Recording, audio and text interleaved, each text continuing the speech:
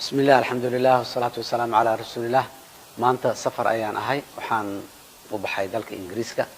waxaan ka marti qaadanahay Oxford Union jaamacadda Westminster Abbey Chatham House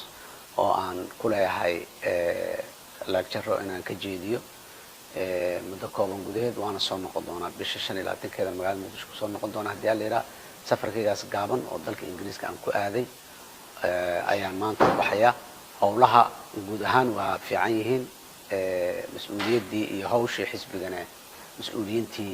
ayaa joogto oo si wada wali muxuu ahaa dhameystirkii dhismaha xisbiga ayaa wali noo socda